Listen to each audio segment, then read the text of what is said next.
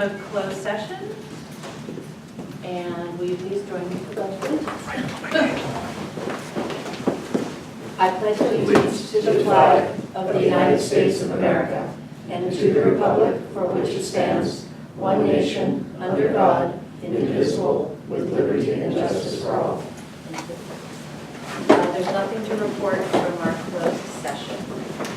Now we'll move on to approval of the agenda, and it's been proposed that we move the appointment of officers up to be the first item, although that we will have those appointments take place in August. The new officers will not take over immediately in this board meeting. It'll be the next board meeting. And it's going to be after the public hearing. Do you want it? Well, we can do it however you like. You want to do it after the public hearing? Do you mean the open time, or you mean the actual public hearing for the resolution? After the public hearing. Okay. So we'll move agenda item number 15 to come after 7, between 7 and 8? Okay. Everybody all right with that? Okay, and then we also have an emergency item that we need to consider.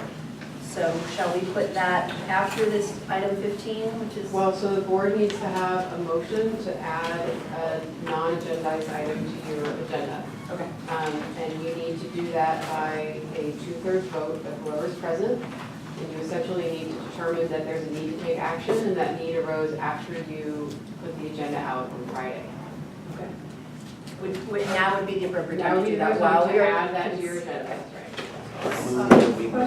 Question, does that mean we have discussion That means, before we put it on, right after we put it on the agenda or not? well, what I'm that not means sure. is, Go ahead. so there's something that came up after you posted the agenda that the board feels, that presumably 2/3 of the board feels it's very important that you discuss it tonight. And as you know, under the Brown Act, you can't discuss things that haven't been put on the agenda. This is a circumstance where you can add something to the agenda that the public didn't know about, because you didn't know about it until after you posted your agenda. So you're actually adding an item to your agenda. You can decide where to put it on your agenda, but you need to do that through a motion. I would suggest you make both changes through a motion, but you ought to make sure to note that the need for this item to be discussed arose after your agenda was posted on All right, Friday. so can Greg or somebody tell us a little bit about the need that has arisen? Yes, yeah, very straightforward, and the board, I think everyone has copies, and we have some for the public. And it's basically an emergency declaration by the board to respond to a creek crossing pipe failure that we're dealing with that developed on Thursday afternoon. So in terms of posting the agenda on Friday, we just didn't have enough time and enough information to develop it. So that is the item that we are asking to be added to the agenda, which the board's consideration of the emergency declaration for this incident, so that staff can continue with the response and the contracting and so forth and services. Got it. So it's this pipe that's crossing over a creek that we need to go fix. And you know, but you did something on July 14th. What is Friday. to? On Friday, yes. Correct, yes, we were working on this starting late Thursday and through Friday. The agenda posted on, the board package went out on Friday, so we didn't have enough information to work from at that point, which is why you're getting it as an agenda addition at this point. I move that we adopt resolution number 17-1532. Oh, wait. No. Sorry, the only motion right now is to add this to your Yep. agenda. Yeah. Okay. I move that we add this emergency declaration to our agenda tonight after item number 8. Doesn't matter where it is. Sure. When we put it after non-consent. Okay, after the consent for board's consideration at that time. Second. All those in favor? All right. Aye. Thank you. All right, and so now we move an amended agenda, correct? I move that we approve the amended agenda. Which would, Second. okay. All those in favor? All right. Aye, thank you. Okay, great. Now back to the agenda. Open time for public to raise items not on the agenda for future agendas. Are there any members of the public that wish to raise items for future agendas or on this? Seeing none, we'll go back. Item number 7, conduct a public hearing and consider adoption of resolution 17-1531, approving the report of the sewer service charges for fiscal year 17-18 and directing the filing of charges for collection by the county tax collector. Greg, anything you want to tell us about this? Just very briefly, this is an action the board is required to take every fiscal year, and it is required under the law because of the fact that the district collects the sewer service charges on the county property tax rolls. Charges of that nature require this process, and what you're doing is approving the transmittal of the individual billing charges over to Marin County for them to then process and attach to the upcoming tax bills that are going out. The report itself, I think we have a copy of it here. It's simply a line by line of our 15,000 plus individual parcels and what the charge for this fiscal year will be on those parcels. So that's what you're acting on, and again, it's a standard item we do as part of every fiscal cycle, same time every year in the run-up to the issuance of the tax bills by the county. Okay, so we're supposed to consider all protests and objections. Are there any protests or objections? Any further discussion? No. Of the board? I just have a comment. This is, we collect these charges, which could be confusing, through the property tax roll, and it's by far the least expensive way to do it. And it's very efficient because they're already sending out a bill. And so, I believe just about every sanitary agency in Marin does it exactly this way. Thank you. All right, if there's no more. I move to adopt resolution 17-1531, approving the report of sewer service charges for fiscal year 17-18 and directing the file of charges for collection by the county tax collector. I'll second. All right, thank you. Kelly Gaffney, all those in favor? Aye. Aye. Item now formerly 15, consideration of appointment of board officers, representatives, and committees for fiscal year 17-18.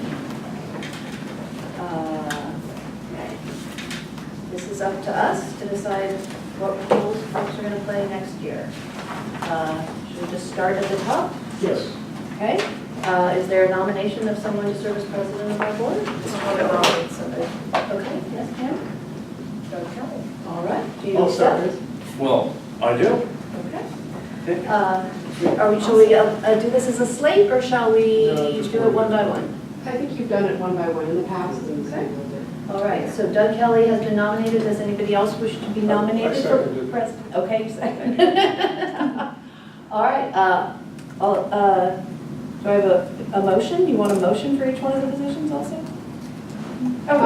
Yeah, there should be a nomination, and see if there's any other nominations, and if not, then you get a motion for Okay. who's been nominated. Okay, so we had nominations, no other nominations? I'm confused. You Okay, make so a now motion you have nominated. Would you like to make a motion? I to the motion same Doug effect? Kelly should be the president of the board for this next fiscal year. I second. Okay. Gorski and Gaffney. All those in favor? Aye. Aye. Aye. Thank you. Secretary, who would like to serve as secretary for the, What does secretary do? Basically sign Signs. documents and whatever. anybody? Happy to do it. I move Tom. Tom, you want to sign some? Sure. Great. All right, any other nominations for secretary? May I have a motion? I move that. Second. Okay. Oh, pardon me? Kelly make a motion to me to second. Oh, we haven't, oh, I second.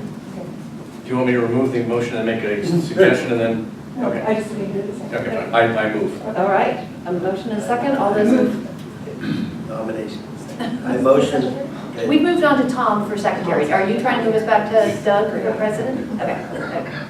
You can. I motion Tom be the secretary for the next fiscal year. All right. All those in favor? I Aye. think we voted on that. Thank you. Treasurer, who would like to serve as treasurer for this upcoming year?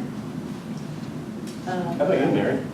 I would be happy Okay. to. I nominate Mary for secretary. I second. I move that we elect Mary Sewell treasurer. Second. All right, all those in favor? Aye. Aye, thank you. Alternate secretary? Pam. Sure. All right, I'll take that as a motion. I move that we appoint Pam as alternate secretary. I'm presuming no one else, yeah, anyway. Do I have a second for that? Second. Mary, Third. Mary Brown, are you keeping up with this? Okay. All those in favor? Aye. Thank you. Alternate treasurer? That would have to be, Michael. I move Michael as alternate treasurer. All right. Second. Okay. Kelly Gaffney, all those in favor? Aye. Aye. Thank you. CMSA Commissioner, we have a situation where we have a one-year term that's ending now, and the other two-year term is continuing. This is because I resigned from being CMSA Commissioner partway through my two-year term when I became president. I move that we nominate Michael Borstein to serve another two-year term, because he only got 1 year.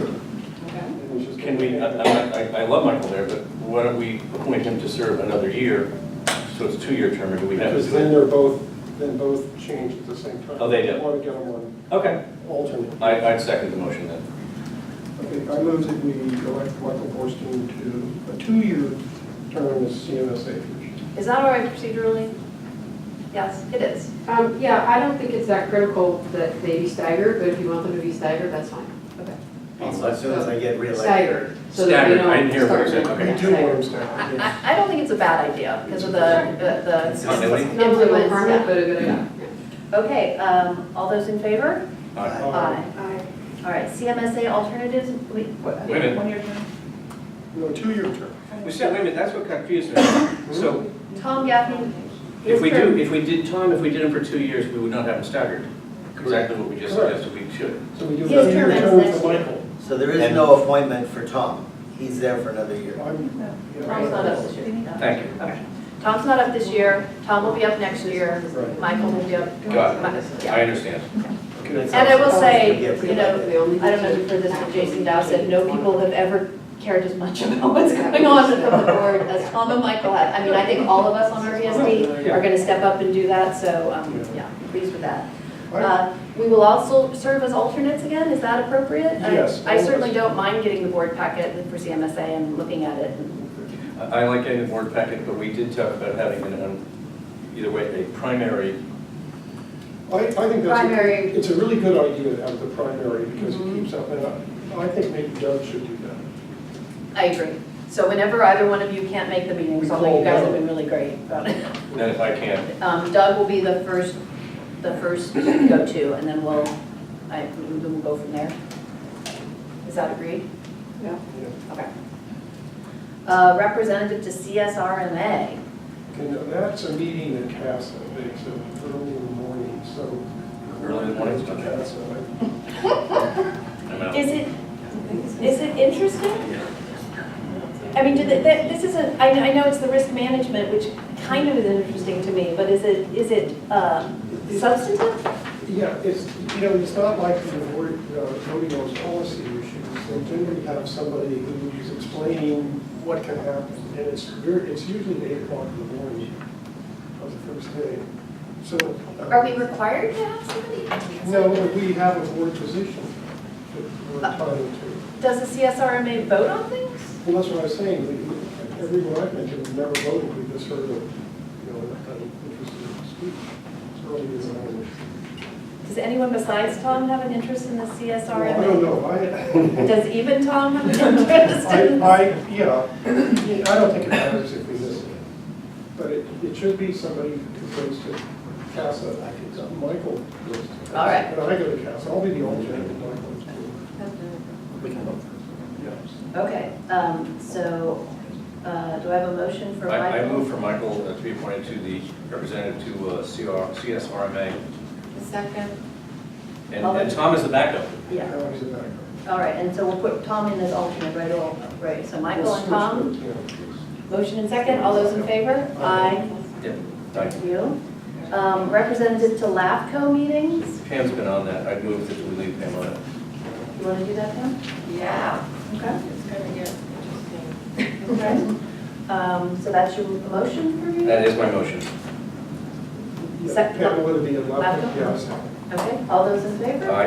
Aye, thank you. And North Bay Watershed, is that what it is? I know Love to Michael for stand. that. What? Would love to stand. I move this meeting where they were on. Tom just said, I nominate Michael. So Michael's on it with I'm CMSA. actually not, He's not any, because we're doing it year by year there. so you moved off it for CMSA? I did. Well, it's one of my favorite heart and soul things that I've been on for quite a while. You know, I may not be here next year, so if you can let me hang there one more year, I would appreciate it. I understand what you're saying, and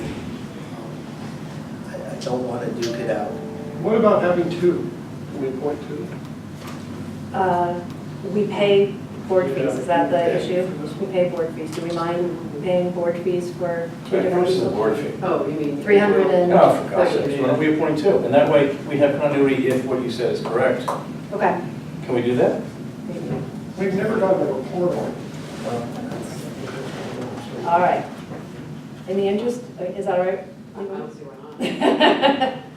not. All right, so we'll have two representatives to the North Bay Watershed Association. I move that we have two, Bornstein and Pam Mix. Okay. Second? One second. Okay. All those in favor? Aye. Aye. Thank Aye. you.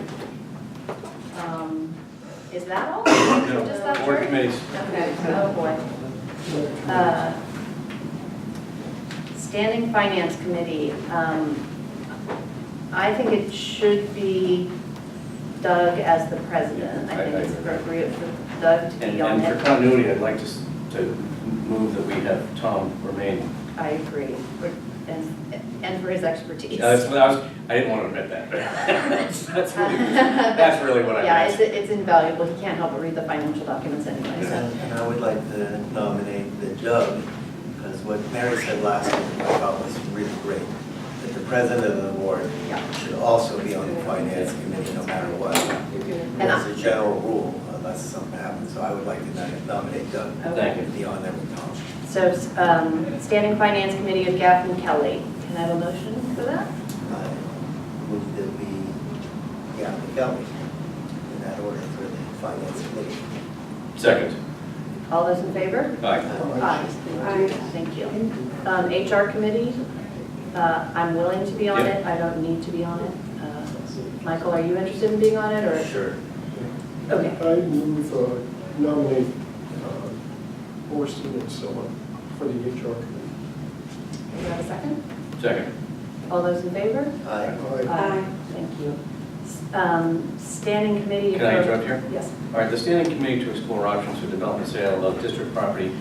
Staff recommendation was to terminate that because of the complexity, and actually, we've never met, to be honest with you. And by the way, I also meant to make the point, it's not Meg's and Bornstein, it's Meg's and Kelly. Correct. I thought it was supposed to be ad hoc. And we never met. I thought it was supposed to be ad hoc.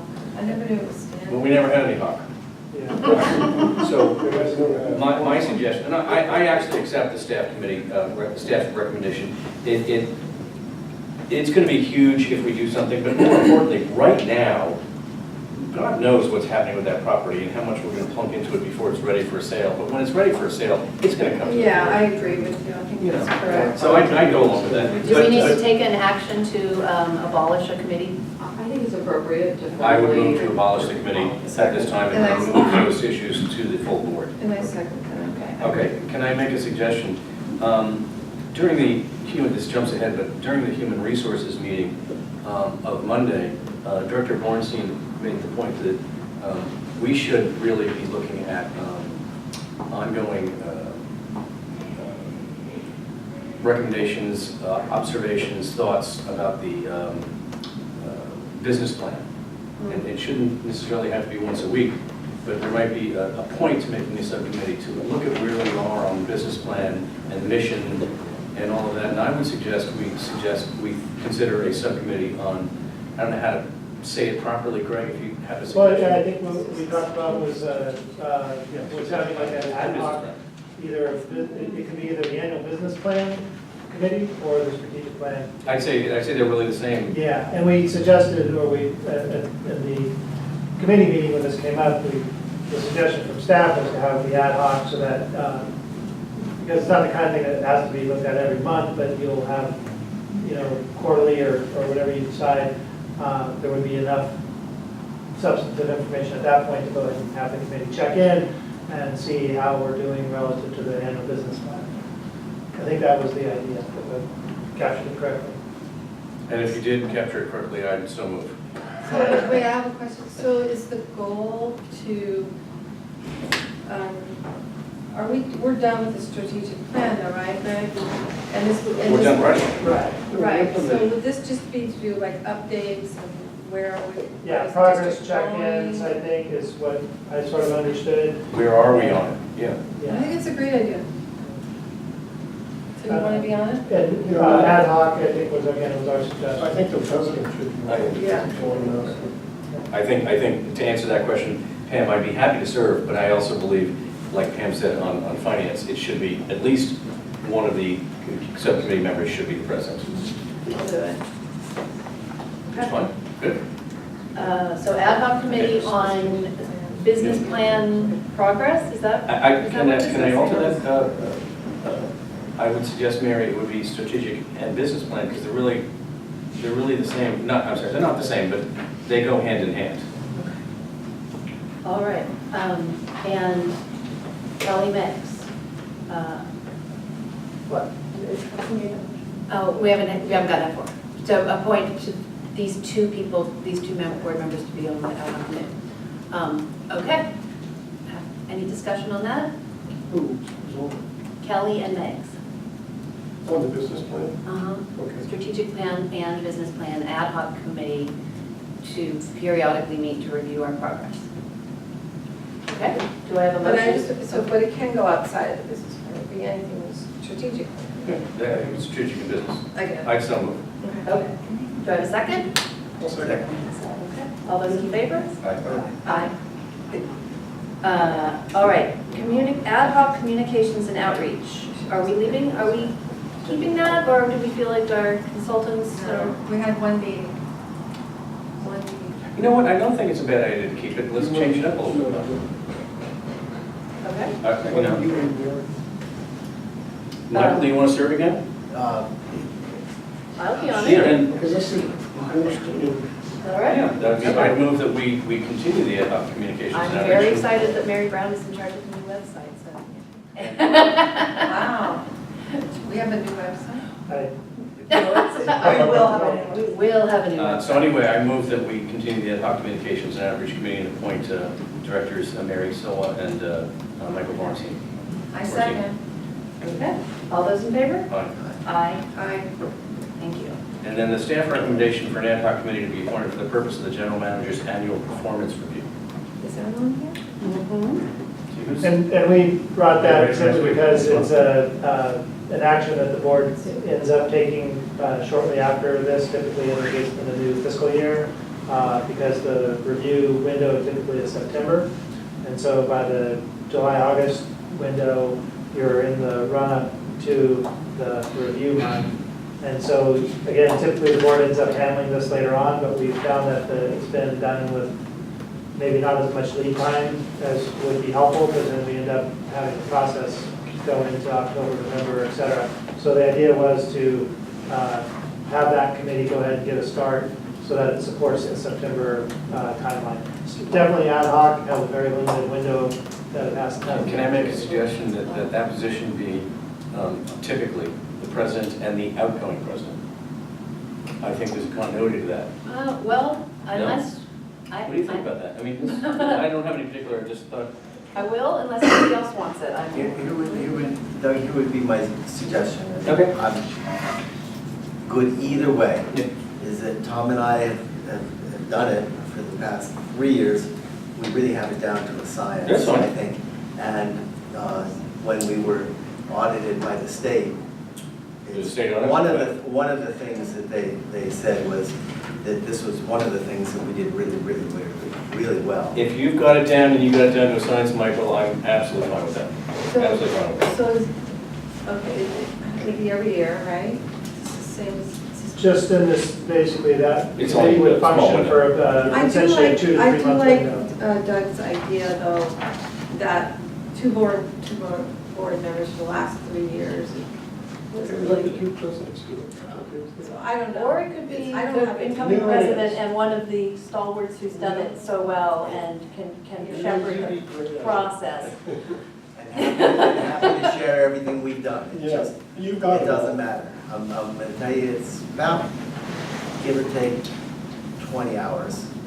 Well, here's, let me make a suggestion. You know, this is coming up right now, so my suggestion would be that we No, it's continue. a little bit further out. Yeah, but not too far. Yeah, not too far. Why don't we do this, Michael, if it's okay with you? Let's consider that we keep it the way it is, because you've got it down to a science and it's well done, and consider next year that we do it as an ex-going president and incoming president, so a little continuity, and you have to turn over your notes. Or maybe you'll be the president next year, who knows? I may not be here next year. Yeah. We have to get elected again. Well, I'm voting for you. No, maybe not. I don't know, maybe it shouldn't be the same two people doing it every year. I mean, I think there are certainly arguments both ways, Yeah. but, And I don't have anybody going. I would do it, I just, right now, I've got a family crisis. It's a long one. It is a long work. So you know what, let me move this. Let me move that we leave this as a Borenstein and Daphne subcommittee, and we'll talk about it next year. a reunion That's a tour, motion. maybe this is the last one. That's a motion. All right, With the caveat. all right, so we're gonna maintain the same, members. Do we have a second? Second. There's a second. Okay, all those in favor? Aye. Aye. Thank you, guys. And that would be, I think, That's it. Okay, thank you. All right, the next item is standing committee report out. You want to tell us about our finance committee meeting? Finance committee. Marin and I met on Monday, and we reviewed all the financial information that we were presented, including consent calendar item 9B, accept the interim financial statement for May. And it's pretty close to the end of the fiscal year. Everything should be in order. We're pretty close to our budget, and we're a little bit over on a number of things, so we're right in there. We also reviewed the Certificate of Achievement for Excellence in Financial Reporting from the GFO, the Government Finance Officers Association. And this is they review our finance documents, probably, it's the Government Finance Organization, they probably review, I'm guessing, thousands of them. And if you conform to high standards, you get the certificate, so we're very proud of that. We looked over our draft response form to the civil grand jury report, the budget squeeze, how will Marin fund its public employee pensions? And I can tell you that we're in a lot better shape than most districts, but in most public agencies, and especially as compared to a percent of our annual budget, but we're actually not high on that. And so we have some ideas going forward too, which may take some implementation, but that's what we talked about. We looked over the annual business plan, and I think this is the first one we've developed, or the second one, and it's as a result of the strategic plan, but it's specific items in the implementing parts of our strategic plan. And it looked pretty complete. We had some items we discussed, but basically there's a big workload for this year, and that's the business plan. And then we looked at we discussed classification compensation for a new employee's position, business and administrative services department. And this was already included in our budget for this year when there was a salary survey done. And we're going to look at it, I think, as well tonight. It's pretty comprehensive. It's pretty much the same agencies we use for our comparisons we use for other employee positions. So we developed we looked at the salary recommendation, it seemed appropriate. And then we looked at the capital program. For about the last 6 months or 5 months, we prepare a summary report of all our capital projects. And on our agenda tonight is about $11 million worth of capital projects, additional what we're doing now. And then we looked at our legal costs and they're down this month. And that's pretty much it. I don't know if you have any- Yeah, I agree. Excuse me, can you take questions on it? Can we take, no? Can we, public comment I don't questions? see why not. Okay, Sure. Can you please quantify the unfunded pension liability? I mean, For the number on the unfunded? it's about $5 million. You'll be over. Total, like you're completely unfunded? Yeah, that's what our unfunded liability is, that's what we get from cruise. That's pretty good, and that's been What's the audited. problem with that? It's based on an earnings rate of 7.25%. It's exactly the problem. You asked the right guy. Well, no, I mean, this is the What thing we that we're all. discussed in finance was, could we go to a defined contribution plan? And PERS says if we, for future employees, not for, we probably wouldn't have any choice with our existing employees, but for future employees after some date, what if we went to a defined contribution plan, which we pay, and that's the total liability, we budget it and do it. PERS says if we do that, then they would declare our current plan null and void, and we have to pay it out. And it's more than 5.4 million because then they calculate it on something else. There's millions and millions of dollars. So for us to establish a defined contribution plan, I believe we would require a special legislation to the state. Would that also still hold if the California rule that's being challenged in the course with Sarah is beat? I don't know. I don't know. Could you, as long as you address that, why don't you go ahead and address the unfunded OPEB, other post-employment benefits? Well, the post-employment benefits, we didn't discuss that, we did that last time. They're in the range of about $500,000.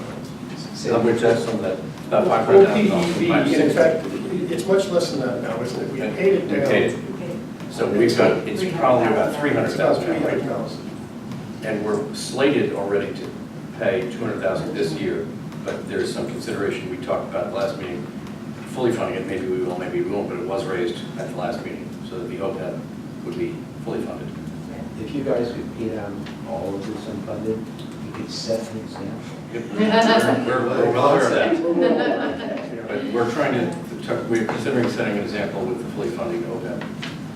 That would be an example. Our annual expense for OPEB is $14,000 a year. The annual retired, The amount- required contribution is 109,000. Yeah, but the amount we pay to current employees, maybe we Oh, 14,000. It's about 14,000 Yes, a that's year. right. Very All right, I'm going to bring us Yes. back onto the agenda Thank because you. Andrea's looking at me.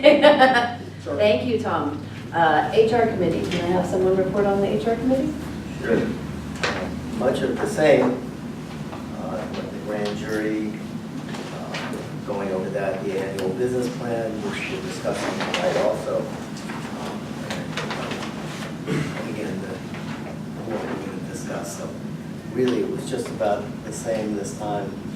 And our human resources management activities are still below what we had budgeted, and as we take, as this group takes up more and more of the responsibility, because it's in reasonable shape, we can take care of it. We're using outside services less and less, but they are there on an as-needed basis and will be helping us. Well, I think also we noted, Michael, that with the end of the fiscal year, we're projected to be at 85% of our human resources budget, and that may flesh out to be a little bit off, but it's close to 85%, which is awesome. It's always nice to come under budget. And then the other thing I want to reiterate, which Tom said, which was if you look at the back of the packet, the legal fees were down substantially, and if you take out the fact last month, as I did when I drew that little legal fees, if you took out the cost of legal fees of the settlement that we worked on last month, the legal fees monthly have been going down precipitously, correctly, and ongoing. We had a little spike last, but we're going to have issues like that And so I'm really, really pleased with that. And not that I don't adore our legal counsel. I also believe that, no, I think we would be in very poor shape if we didn't have legal counsel. We agree to contracts in the millions of dollars. We need a counsel at all times and reviewing contracts at all times. And so, please don't think I'm against legal services. I believe them strongly. I just think that prior boards were spending more than they needed to. So I'm very pleased with what we're doing. All right, may I have a report on CMSA? A brief report. A brief report? We got an update on the PG interconnection design project, and CMSA is going to be selling power to PG&E pretty soon, maybe up to 750, I think it's megawatts. So from their restaurant waste program, which generates natural gas, so this is a good program for them. Actually, we're selling it, we're interconnecting with PG&E and selling it to Marin Clean Energy because they gave us a better, That's deal. interesting.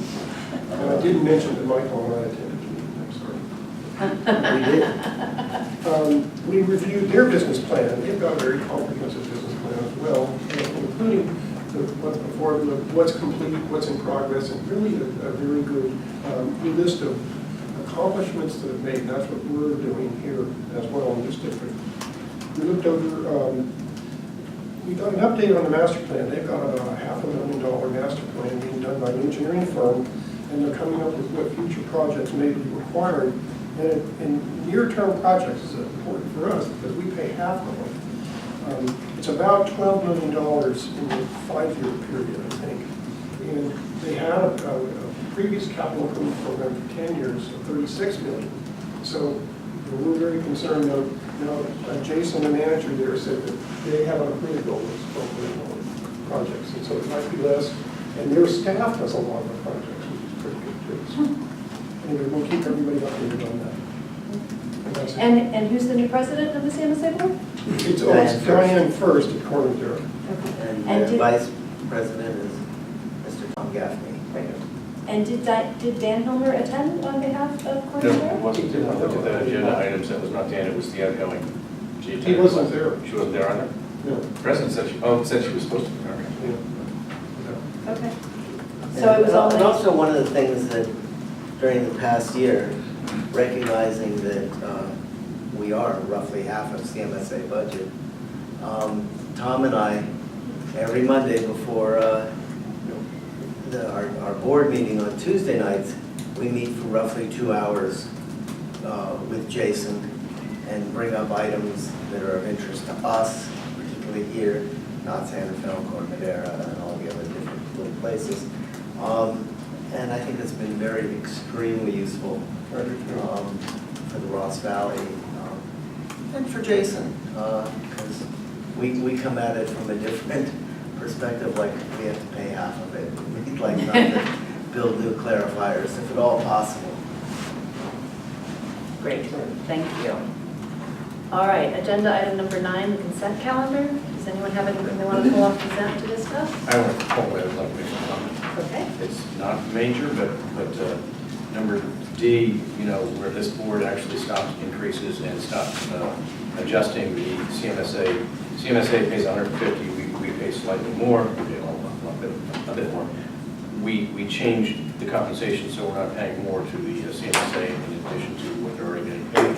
We stopped all increases in salary. It's not a lot of money we get in the first place, but I think it matters, and I think every penny that we save, especially when it's coming out of the board's pocket, is significant. It's important. So I appreciate that. And I move, unless there's somebody else, I move to approve the consent. Okay, I have a motion, second. Ellie Christine, all those in favor? Aye. Aye. Thank you. Now we're going to go to the emergency item and consideration of this resolution. Board members, any questions about this? I'd just like to comment. Yeah, I'd like to say. Okay, staff report, sorry. Yeah, I'll just give a quick staff for introduction, and then we have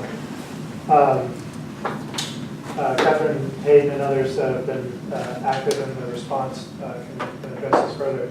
So I think the easiest way to look at this is take a quick look at the pictures. They pretty much tell the story. We have an older, a very old 14-inch sewer main up in the Fairfax area that's spanning Sanitary Creek. I think the first picture actually gives you the second picture gives you a pretty good idea of the setup there. It's a good 50, 60-foot stand. It's set up on, it's supported by a steel cable system. And what appears to have occurred is sometime Thursday, a tree fell. The tree took out one of the cables and compromised the support structure. The damage was observed by one of the local property owners who, to their credit, thought it was important enough to let the district know, because sometimes we have situations that go on for many days, and so that was helpful. And the emergency response is primarily involves stabilizing the pipe in its current location and setting up bypass pumping, and eventually looking at long-term alternatives to improve the creek crossing. The pipe, when it was originally constructed, it served several thousand properties. In the interim years since then, and the different changes in the system configuration, most of those, the flows from those properties were rerouted to other pipes. So I think this currently supplies about 70 active properties, and then it also serves the Marin Town and Country Club. And so the flows aren't of the magnitude they used to be in the past, but it's still a pretty important pipe in our system. So the emergency is ongoing. We were able to get a team out pretty quickly to stabilize it and again set up the bypass pumping. So that's what the situation is now, and the emergency declaration would allow staff to continue with some of that interim contracting for services and supplies to address the emergency. We'll come back to the board in August and update you and either declare an end to the emergency or ask that it be continued based on what's happening at that time. So those are the basic facts, and then we can be happy to answer any questions. My understanding is that we had no spillage at all, that we caught it in time, Correct. that there was nothing spilled, and our guys, thank you very much, went out there, they built this structure, and they worked 24/7 to get it done so that there wouldn't be a spillage. We did work 24/7. We had a contractor help to build the structure. It's hard work. It's like, But Michael, we're sewer people. Your employees actually spent the night out there. They put a big pig in it, they monitored it, made sure that they watched it when they allowed to go through to make sure that nothing hit the creek until it was properly cradled and raised back up to a support position. So just kudos. It could have been horrible, Yeah, and I'm glad to support the emergency work that's going to be done. And thank you guys for making sure that nothing happened. Pam, did you have a question? Yeah, okay. Tree maintenance.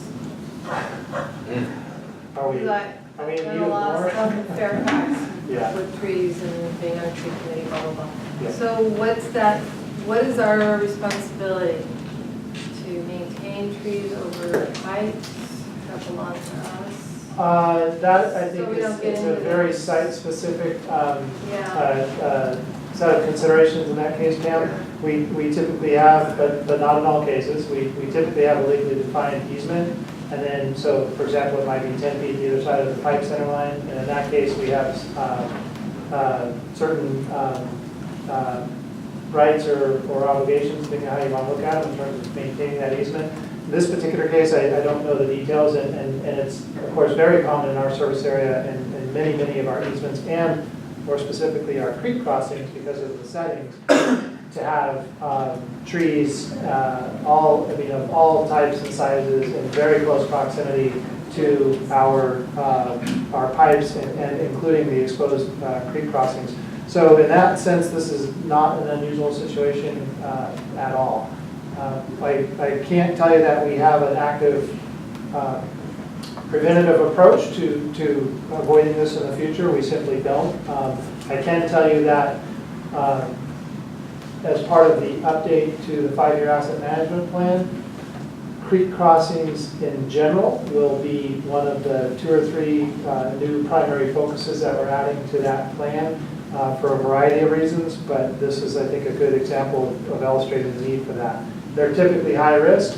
When something goes wrong, it tends to go wrong pretty badly, and you're immediately at the worst category SSO because you're over an open waterway. So we'll be addressing the creek crossings pretty comprehensively over the next, say, 12 to 18 months in the planning, and then the actions will start to occur after that. But this is a very good illustration of the risks. Yeah, I mean, I can imagine it'd be very difficult to even assess, let alone keep up. Can I clarify that?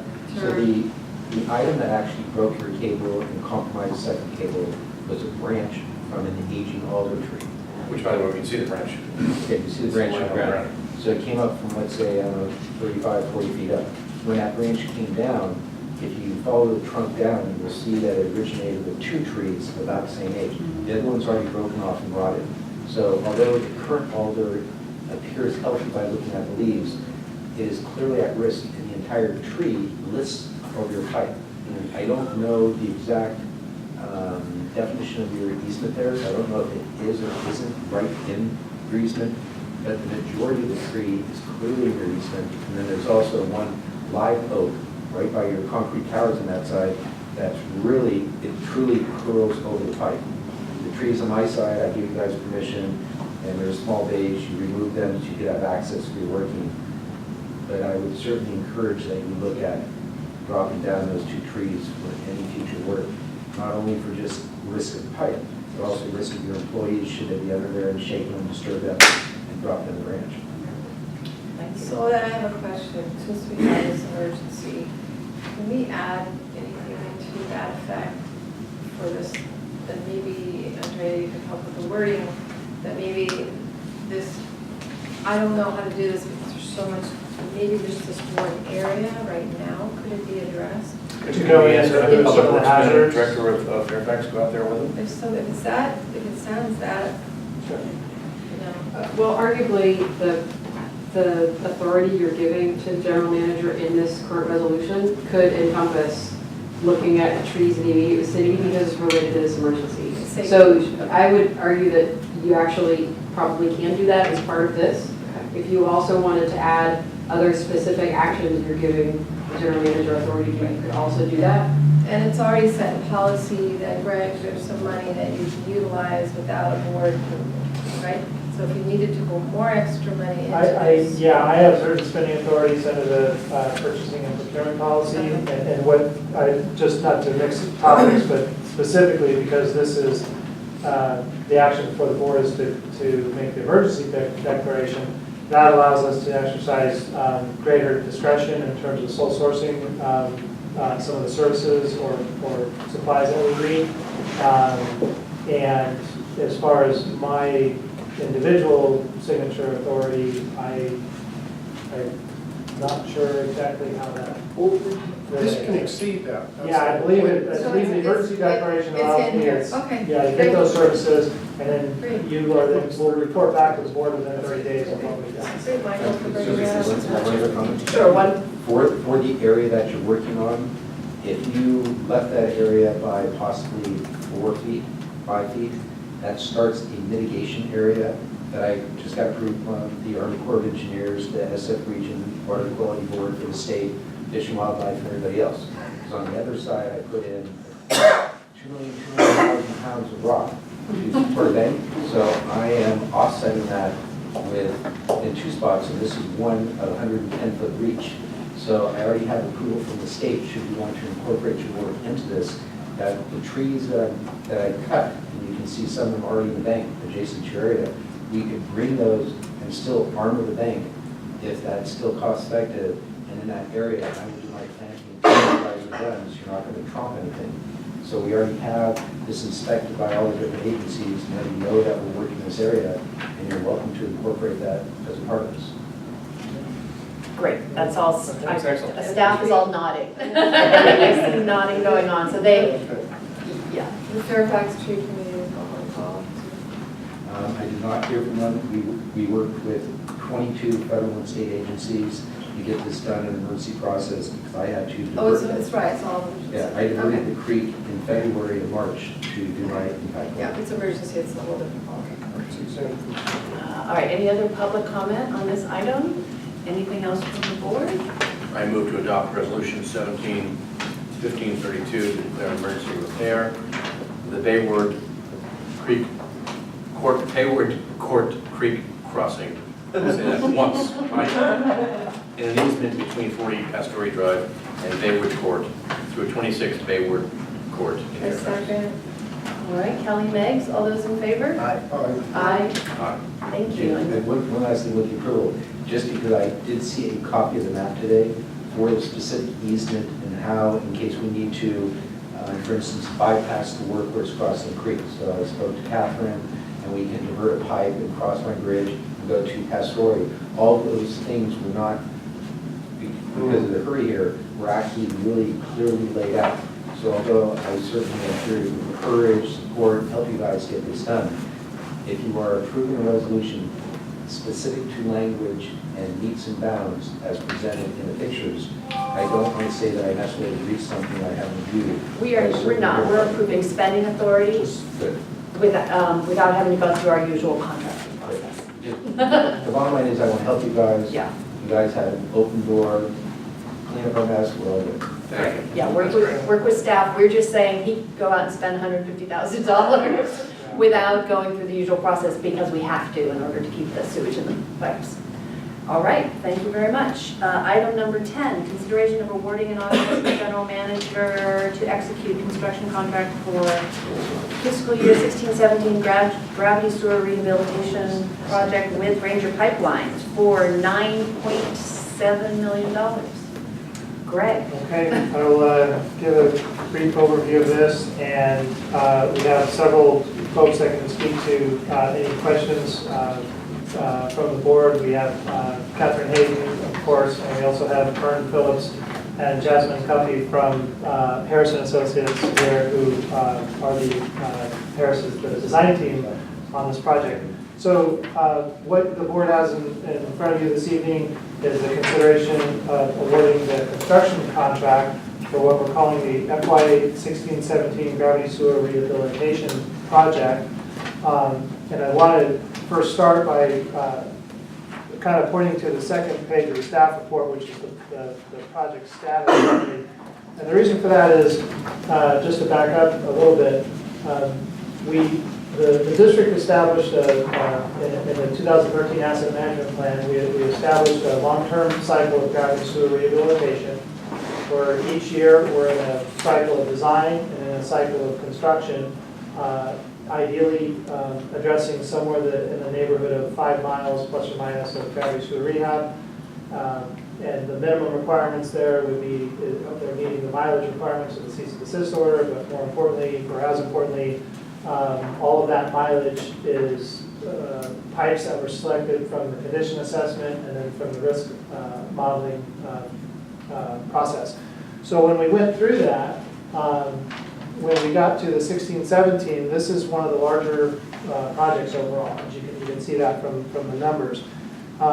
So as design proceeded on this, over time, for a number of reasons, the decision was made to break this out into 2 separate construction projects. And so what you're approving here is the first of what will eventually be 2 construction projects, packages for this. But we're handling this similar to how we did the large diameter gravity sewer project. And if you remember, what we did there is we had one design team, we had one construction management team, and then we had a series of construction packages that went out for more efficient delivery on the construction. And that's exactly what we're doing here. So you have a single design team, in this case Harris, who did design for both the 15-16 and the 16-17. You have one construction management team, which we'll get to in a subsequent action in this agenda package. And in this case, you're awarding the first of 2 construction contracts. So the work itself is again, it's certainly one of the more substantial projects that the district's undertaken in the last several years. It is addressing, I think, a little over 8 miles of gravity sewer pipeline.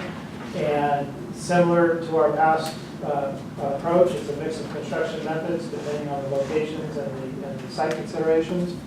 The bid process itself, very straightforward, same process we always follow under the California State Contracting Code. And in this case, we're recommending award of the contract to Ranger Pipeline. The rest of the staff report has all the standard information we typically include with the bid review memo and the results of the bids. So staff's recommendation is to award the construction contract for the FY16-17 gravity sewer rehabilitation project to Ranger Pipeline.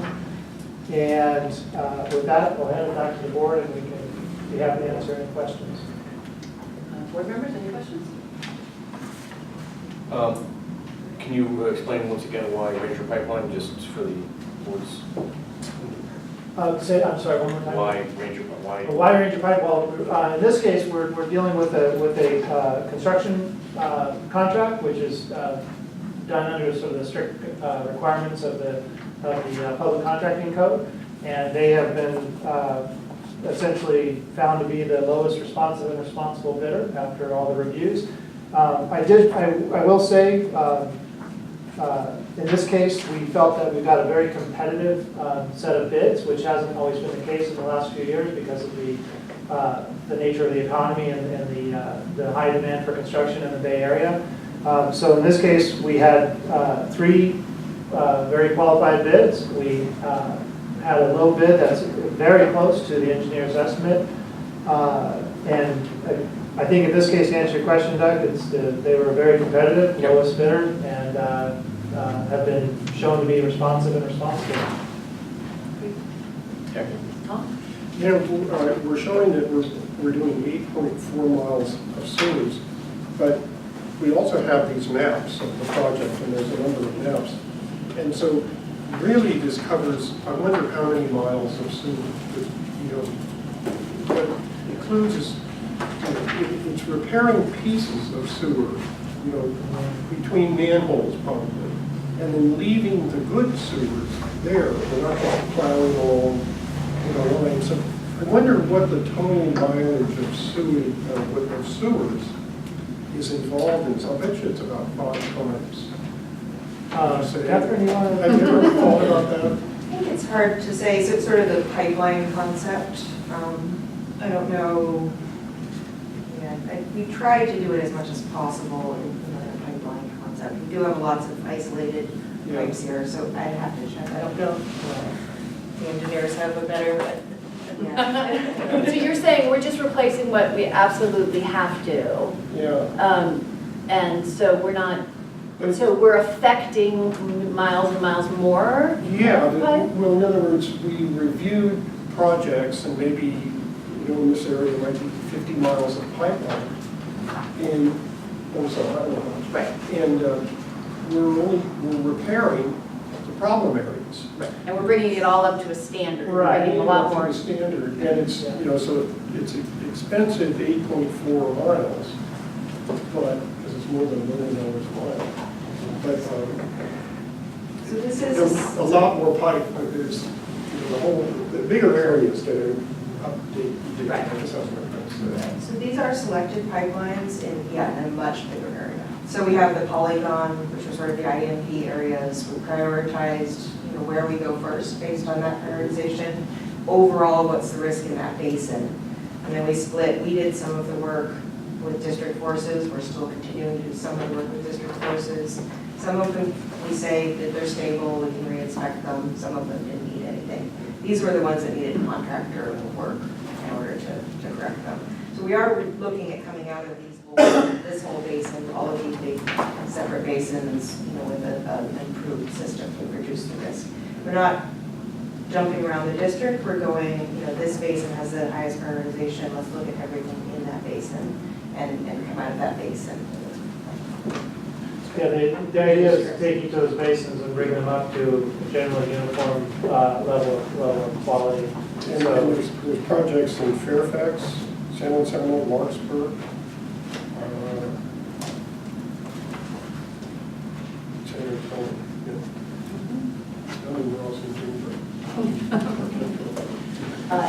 Any other questions? One quick question on Mars for, are any of the pipes going to be affected by climate change? No, these are, Sea rise level? I think that's more so the areas that were sort of in here, Pam, along Doherty Drive, and the areas built on the bay. The bay line, most of the work, I believe, and Catherine can correct me if I'm off, is, in this case, is more up in the older parts of Larkspur. So we're not doing any of that? Is that an accurate statement? Yeah, I believe so, yeah. I have one last question. On the score sheet, can you tell us a little bit about why Vail scored higher than? We're not there. Oh, no. We're not there yet. We can ask that in a moment. Any public comment on this item? Oh, sorry. Who's the I might construction mention- manager?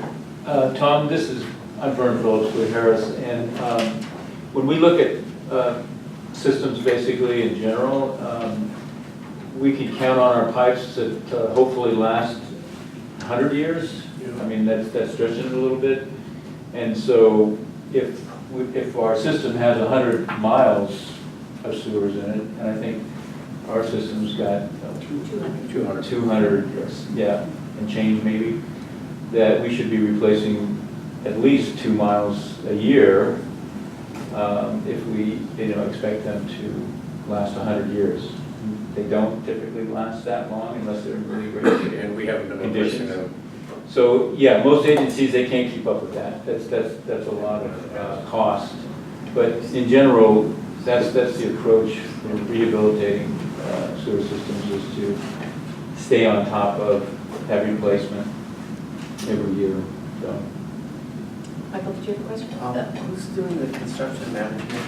That's the Very next. next item. Yeah. Yeah, we're considering that contract. That's our next item. I jumped ahead a little bit. Okay, any more questions? Just quickly, is it like 1.5 million per mile for replacement? For rehab Not or pipe replacement bursting, is but just- anywhere, I think right now, our costs have been averaging between $1 million a mile and probably slightly higher than that, and it depends on the construction method. We purposely allow for a range of methods depending on the site conditions and needs, so it does vary a fair amount down. But round, very, very approximate number is, say, certainly $1 million a mile would be a floor. Okay. All right. Any public comment on this item? Then I'll bring it back to the board. Can I have a motion? I motion that we award, authorize the general manager upon review and approval of council to execute the construction contract for the fiscal year 2016-17 gravity sewer rehabilitation project with Ranger Pipelines Incorporated in the amount not to exceed $9,769,729. Have a second? Second. Christine Meggs, all those in favor? Aye. Aye. Thank you. Excuse me for the record, I have to. Okay. Take care. All right, item number 11, consideration of approving and authorizing the general manager to execute a consultant services agreement with Valley Cooper in the amount not to exceed about $1.6 million. Greg. Okay, so closely related to the last item, this is consideration of awarding the construction management services contract. And in this case, the Valley Cooper team is the recommendation of staff based on the proposal that we received.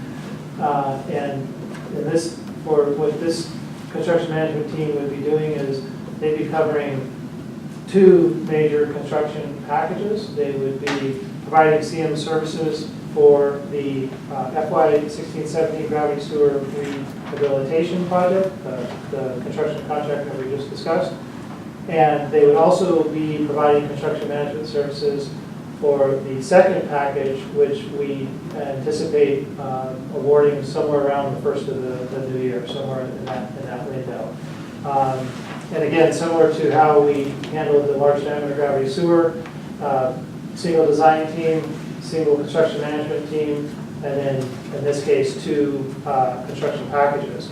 So the process here, again, very standard at this point. The district issued the request for proposals. We received 4 proposals.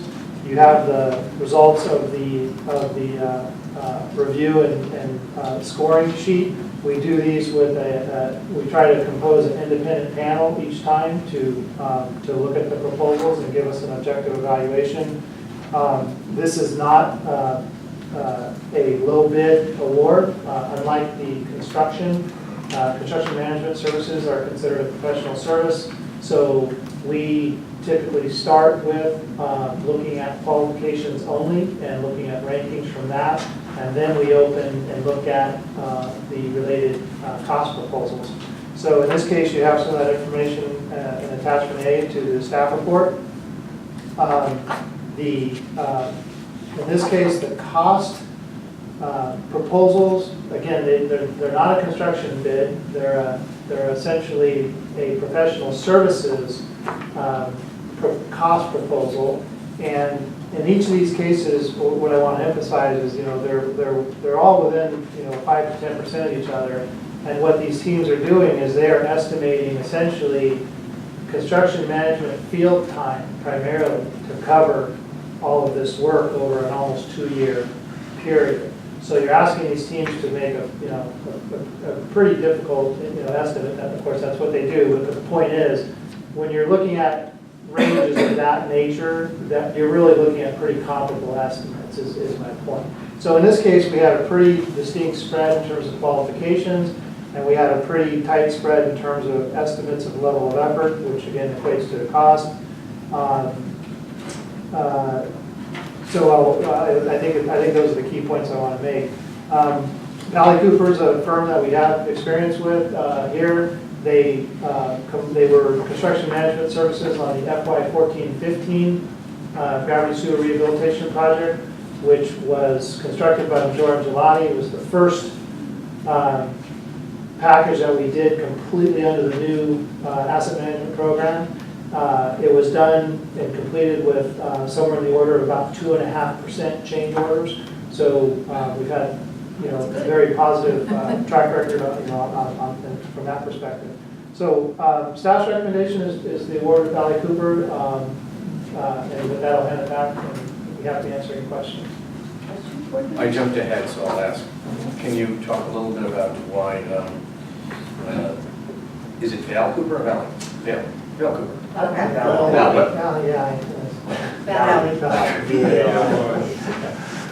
Oh, thank you. Why they scored so, I'd say significantly higher than Carollo, and higher than the others. I mean, what's Catherine, you want to address that, please? Just, we have different categories, we Yeah. rank each of them, and they were consistently across the board, they were the highest ranked in each of them under, firm and team qualifications, personnel, project references, understanding district needs and challenges. So across the board, they were the highest ranked in all of those categories. I wasn't on the panel, I don't know. Jill, would you speak to? Were you on the panel?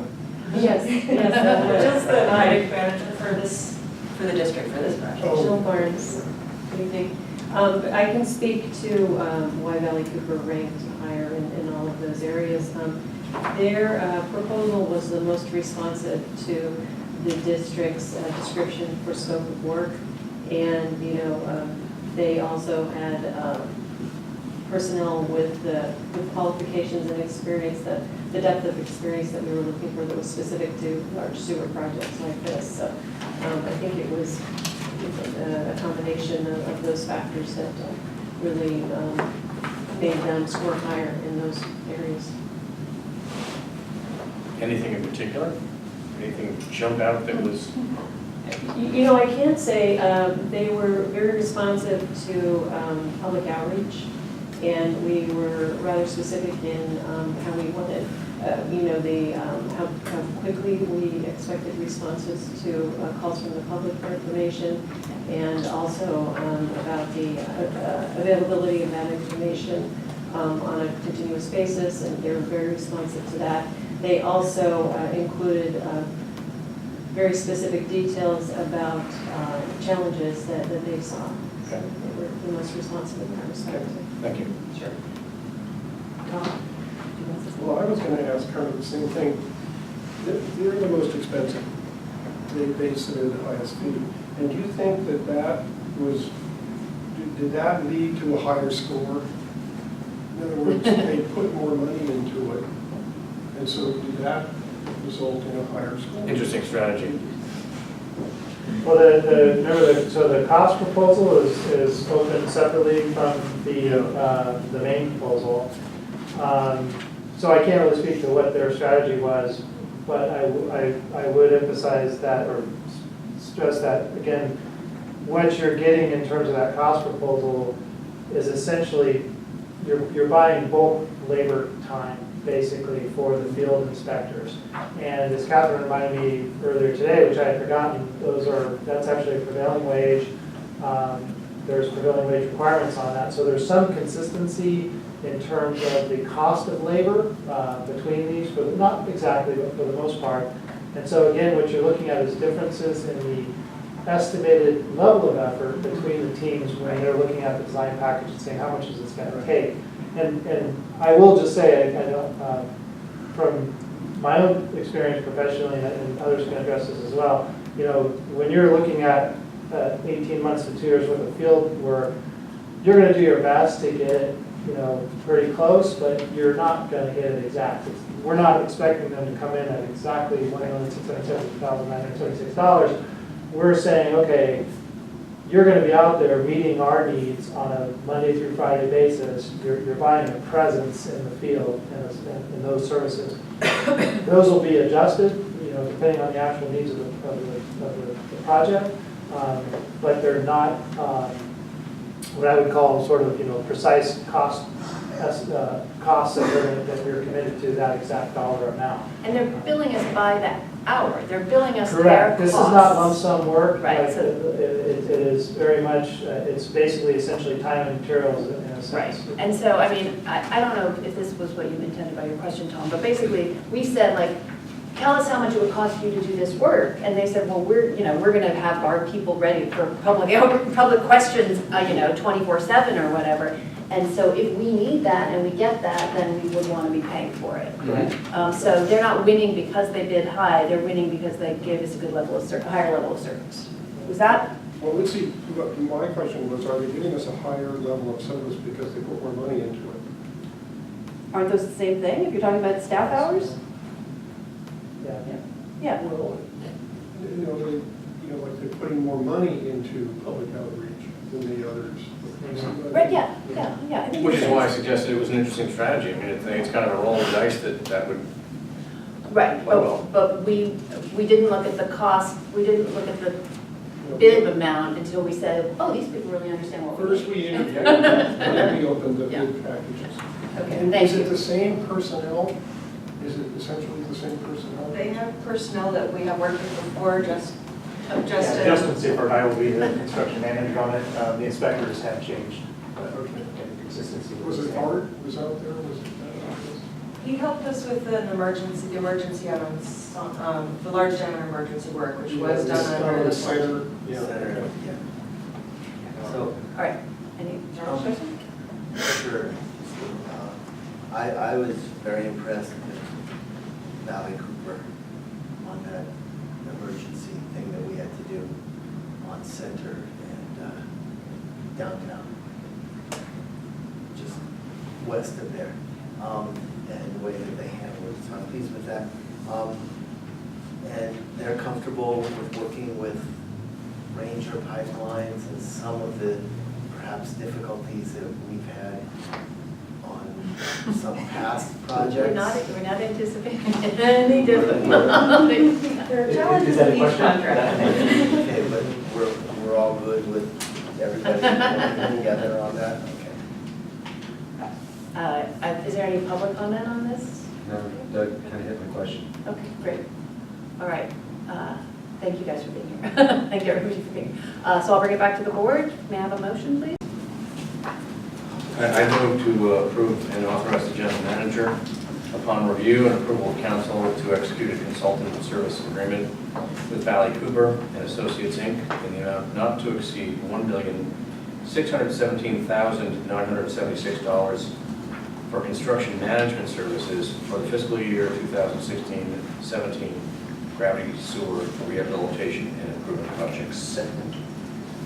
Kelly Borstein, all those in favor? Aye. Thank you.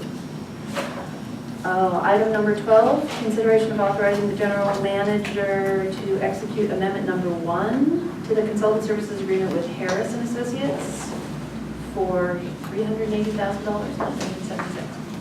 Greg. Okay, so this is the third of 3 closely related items. And that's why, just for what it's worth, if the wording in the staff reports looks a little repetitive, that was by design. Because this project has a fair amount of history, we wanted to make sure that the big pieces of it were clear. And so this is the first amendment that's been proposed for the original Harris design contract. And when we awarded the design contract, this is going back all the way to August of 2015, so almost two years back at this point. What we did in this case was we awarded a contract for 2 full years of the construction and design cycle. And we did that for a reason at the time, and I just want to refresh, the board's understanding of that. The target of the objective in that was to make sure that we could build momentum and maintain that momentum in terms of getting these large program projects up and running.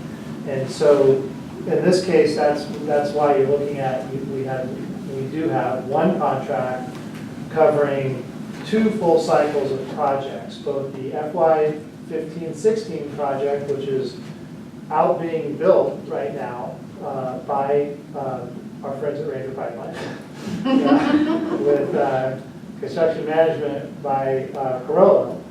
And the second part of that design contract was, or is, the FY 16-17 project.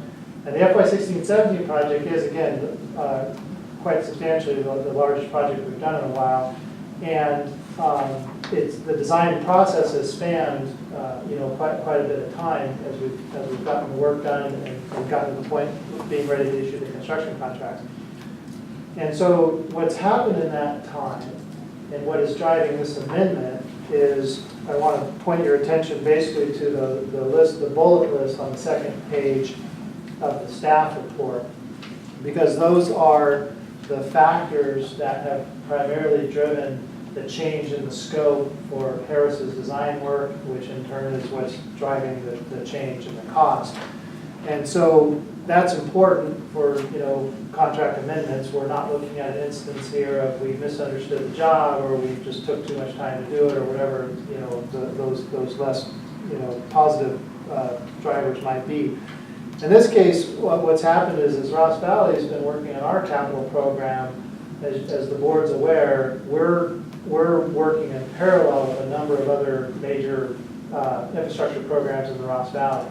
You've got the Ross Valley Flood Control Program, which by extension is impacting what we'll call the bridge replacement program, because you have these century-year-old bridges that need to be raised and moved. They probably would have needed to be done anyway, but now they're also being done as, I think, as a component of the overall flood control program.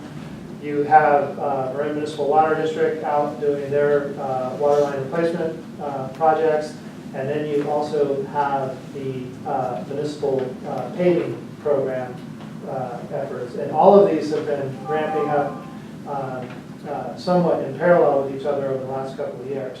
And what's happened on this project is we've run into instances you'll see listed there where we've had to basically make significant changes or take on new elements to make this all work. They're all very good changes, to be clear. They're just ones that when we started the work, we couldn't reasonably anticipate. And so because the Harris team has had to spend time on those elements, and they've been able to absorb all that within the original budget, for us to finish up the remaining original work, that's what this amendment is doing. So it's making up for the design and the design team's efforts to handle things like the Nokomis Bridge siphon, the Willoway siphon abandonment. The third bullet's kind of a unique one because the second construction package, which you'll see in a couple of months, involves some very deep, fairly specialized construction methods. We're going to be doing pre-qualification of those contractors because there's some, again, for the specialty equipment and methods that are being used. And the last couple of examples there, you have in Meadowcrop, we had to basically reprogram there to avoid conflict with an MMWD pipeline replacement. And also the scheduling elements, because of some of these locations are very high traffic impact areas. We've been working closely with San Anselmo and others to schedule the construction in a fashion that doesn't coincide with the peak traffic windows in the year. The last one, or the next to last one, the state revolving fund assistance, that wasn't a huge element of this, it's a relatively minor one, but we are trying to maintain eligibility for these construction costs. We know it's a long shot at this point, but we've already sort of made most of the investment, and there's some additional CEQA requirements to maintain the state revolving fund loan eligibility. And then the last one really is because we've broken into 2 construction packages, there's simply a fair amount of new work involved in essentially, composing and putting together that second bid package and going through the bid support services. So those are the elements that make up the basis for the contract amendment. I do recognize, or the staff does recognize that, you're seeing some pretty large dollar signs this evening. And This is the smallest of them. Yeah, I think what I'll stress is that you really, to put these numbers in context, you really have to look at them comparatively to the overall magnitude of the project. And so what that means in this case, and that's what we tried to capture in the staff report, is you're looking at design services that are supporting close to $15 million in construction. And that's really one of the most basic ways to kind of measure how are you doing in terms of cost efficiencies and so forth. And in this case, we're still right around 10% of construction costs for the new total design costs, which by most of the measures that we have in terms of these capital program delivery costs, it's actually a very favorable number. So we do feel that there's a reasonable basis for the amendment. We feel that it still brings the design services very much within our expectations for the overall project cost. And so the staff recommendation is for approval of the amendment. As I mentioned earlier, we have 2 representatives of the Harris design team here, and Catherine and others can answer any questions. Board members, any questions? The bridges that are being replaced in San Selmo, Nokomis, Center Avenue, Madrone, are those all affected? Will all of those be affecting our pipes, and are those considered, project replacements? Center Avenue is not quite happening yet, but the others are coming soon. Center, we have a siphon there with drone. We're looking at Winship Bridge, which is on the border. And then in Fairfax, there's also the Azalea Avenue Bridge. Is that's being replaced? Don't believe, we haven't identified any work there. Okay. Does that mean there's none, or we don't know? Yeah, do we have pipes on all those bridges? I have to check for Yeah. example. More often than not, on the bridge replacement projects, and they're at varying stages of implementation. Right. But I think it's, from what I've seen so far, the majority of them typically have an RVSD pipe in the vicinity, simply because that's, how we typically route them. So in most cases, we are going to have some interaction there. We do stay in touch with the the Fairfax Bridge Program folks. Each of these are being done, as you know, by different municipal leads. So in most cases, there is a Ross Valley Sanitary District pipe involved in these bridge crossings, and we are tracking that. Is there any funding at all? Some of those bridges are being replaced with federal funds. 98%, I think, on one of them. I think Nokomis is 98%, and Center, which isn't coming yet, but is it projected is like 80, 85%. Is any of that pay for some of the pipe replacement? There's a bridge on, there is one bridge which is currently foreseen. They're looking to relocate the pipe in order to change things. Okay. And I believe $500 is included in that grant application. Okay. That reminds me, is there any chance for us to get FEMA involved in our emergency project? I was going to ask if I forgot. Not of the nature of the one we looked at earlier, Tom. It wasn't a regional like the floods or the flooding we had and the landslides and all that back during the winter, those would be the kinds of things where FEMA comes in and makes those things. Oh, like let's declaration. groups of projects. All right, anything else from the board? Public comment? I was just going to ask for a follow-up with what Doug said, because if I remember correctly, a few years ago, when the state programs came out to replace our local bridges, so I have a bridge and I offered to give my bridge Fairfax if they would incorporate that into the project. It was 87% federal, 15% state, so it came out to 102%, or excuse me, 105%, so it must have been 85 and 20%. But if you put it in that program, it encompassed the entire area and impact of that bridge, including wing walls, including erosion, storm drains. Although I didn't look at, because it didn't involve my project, sewers, I would assume that if the sewer pipe was supported by the bridge, that should also be included. And the reason for the additional amount over 100% was to actually pay the district or municipality that oversaw the program their expenses to cover the administration of that grant. Greg, were you looking at that? As far as whether there is funding available that we can tap, is that? It's coming out of the Yeah, federal funds absolutely. for the replacements. Yeah. And in fact, do we, and this is a little off topic, maybe we should talk about it another time, but do we look at grant funding for, you know, some of the creek crossing pipes? I'm wondering if there's other ways the federal government might fund to get us to move those in some way, so they're not crossing creeks and not going along creeks. I mean, do we have anybody actively looking for grant funding? And this is not really on this topic, so maybe our attorney would say bring it up in another. Yeah, the short answer is no, Doug.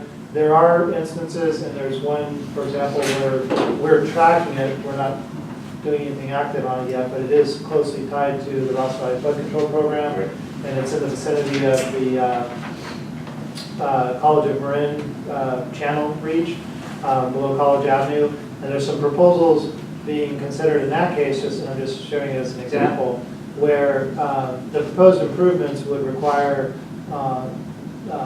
upgrades or relocations, et cetera, to Ross Valley assets that are otherwise we wouldn't be doing anything Right. with.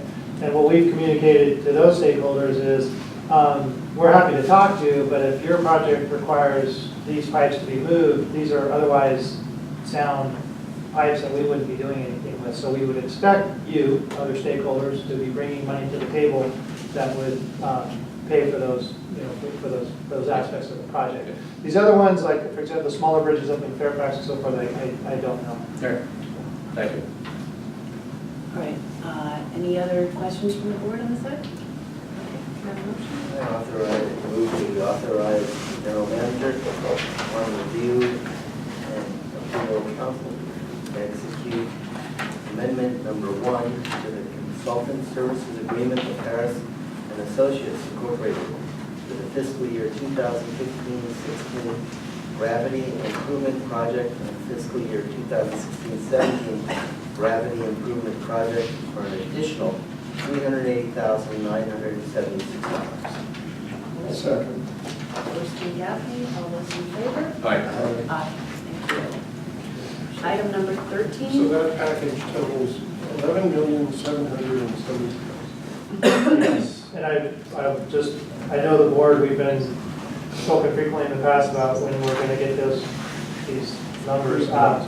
So with the actions so far this evening, as of August of this year, Ross Valley will have, in round numbers, about $30 million in construction on the street. It's in progress. We did ask at the finance committee if there is funds available. Yes, no, these are all reflected in our budget. We could go out on the corner. You asked, sides. Tom, I didn't doubt that there were funds available. All right, item number 13. I want to note that the next two items were both considered by the committees that we all sit on. Sure enough, yes. So Everybody. Yeah, so Mary's not here, so. Pam is not. Yeah, I'm sorry, I That's apologize. okay. Yeah. So anyway, I think we can probably move quickly through these. But discussion and direction on the draft response to the civil grand jury report, the budget squeeze, how will Marin fund its public employee pensions? Felicia, do you want to say anything about this? As I say, we reviewed this. Did you guys review Did we? this? Yes. Yes, and I did take some comments away from the committee meetings, including one from the board director who requested an introductory comment on the response report, sort of before the answers to the recommendations enumerated R3 and R4 and R8. And the board has already recognized, having reviewed the report, response to the report, we have responded to the grand jury that we completed 2 of their 3 recommendations, and then the 3rd recommendation will be requiring additional analysis. Okay. Great. Do we need? What we need to do. We don't need to do. We just need to discuss and direct. So we're just going to send this off to the grand jury. It can come back to the board for final form, if you would like. On consent? Wait a minute, when is it due? September. Oh, September, I thought it was. Yeah. Yeah. Okay, so you want to bring it back on the consent calendar just to look at? Yeah, that's been our Yeah. kind of standard practice, yeah, so we follow that. Great. Because Okay. we've done everything you could possibly do. Yes. It would just be, Everything you could. it would just be that one. Without an act of the legislature. Yeah, the other one we Right. have to do the legislature. Right. Okay, thank you. Any more discussion on, any public comment on that item? Item number 14, discussion and direction on the draft of the fiscal 2017-18 annual business plan. We all looked at this, and it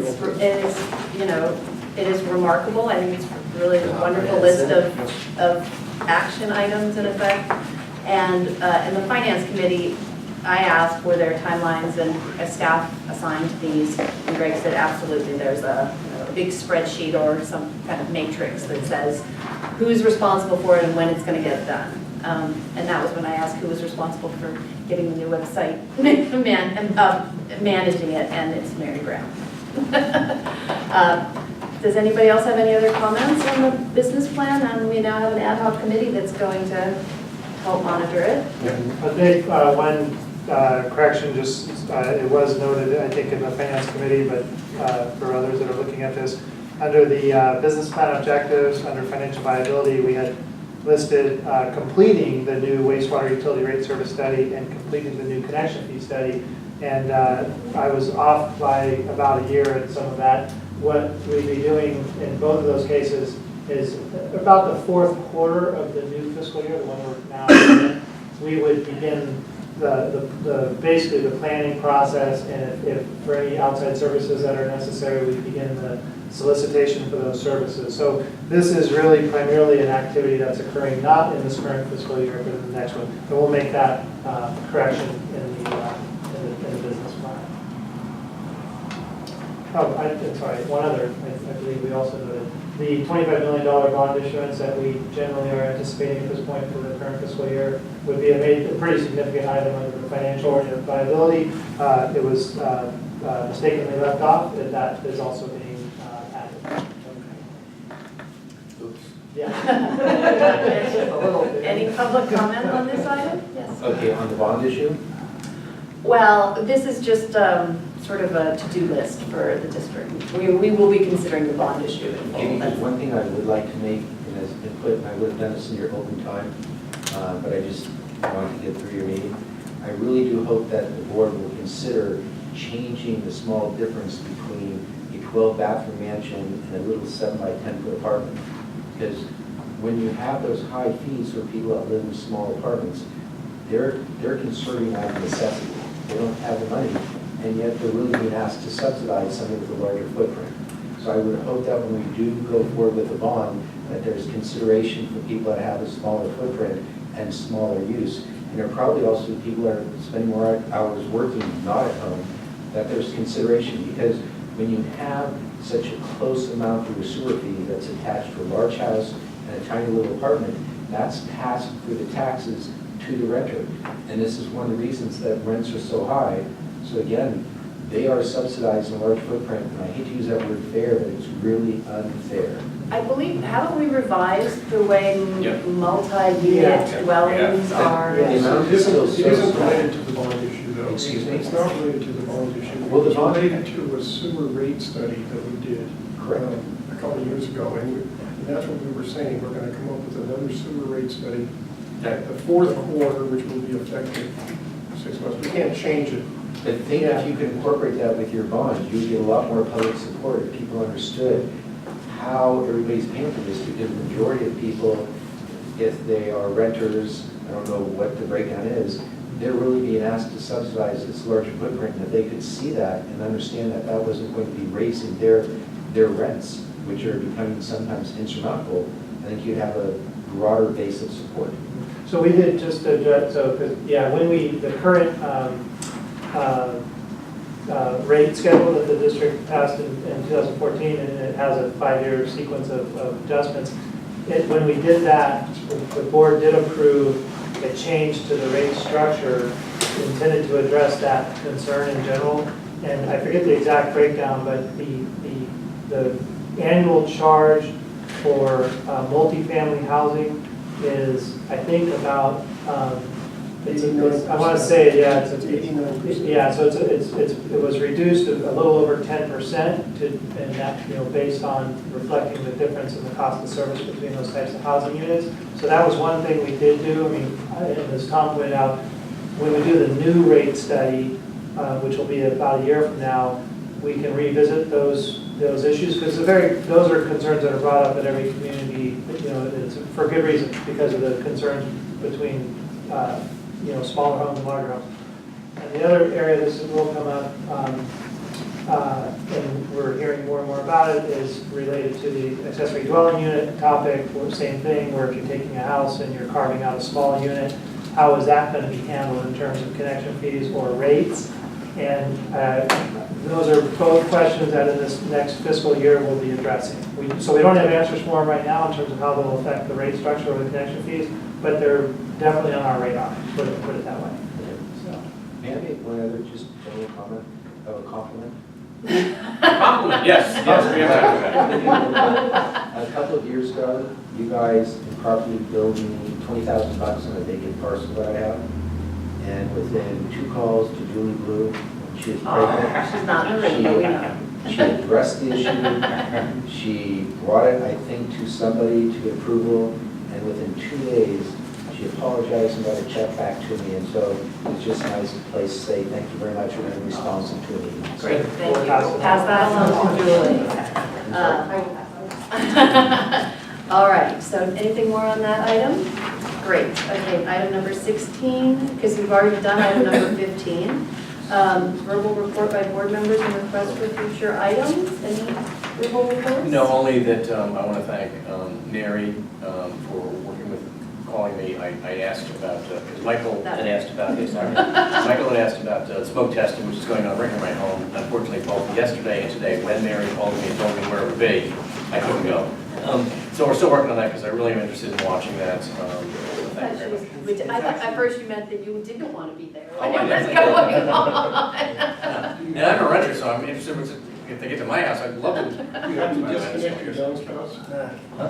Do you have to disconnect your down? I don't know where my downstairs go. He's not that way. Yeah, actually, I knew where they go. They go over the front yard. It's all over the place. Okay. Would it be appropriate to have John give us a And 2-minute, John's taking my number. He's going to call me. a 2-minute, just how, and it's 109,000 feet of smoke testing we're doing. I went out the other morning and watched. It's fascinating. Go watch it if you can. I will. But maybe just 2 seconds about What you found? what have you found so Yeah, far I- that's interesting? I'm looking at Andrea. Are there lots of them? Well, for the record, I already have been asked for information to provide to management to provide to you specifically. Anyway, as another board member, I'm just gonna say, it was great to watch you guys, the efficiency of getting in there, of setting it up, getting it going, with the hang tags that they do in the whole area to make sure that every resident knows about it, answering all questions, because people get a little bit confused about the wording sometimes, about where blowing smoke is where, polluting your house at the same time, throwing sewer smells in there, and to keep the residents Usually that's happy. politicians' job. I mean, they're being psychologists, they're being social workers, and they're being sewer workers. It's really amazing to watch and to walk around, and then you start to see the smoke start coming out, and they've pointed it all out, what's going on, and where it's appropriate, and where it's not appropriate. It's really interesting to go see it. And we are Is it continuing? finding, the early indications are, we're finding many sources of Aye, ionization. good. And so That's- we're be developing a long list of future work projects to come back to. Letters to houses? Pardon? Letters to houses? Letters to houses, you name it, letters to municipalities. Letters to School school districts. districts. Great. Good. Yeah. All right, any other, Nothing else to report? any other verbal reports by board members? Okay. We are adjourned. Thank you. I think you're okay. Thank you, guys.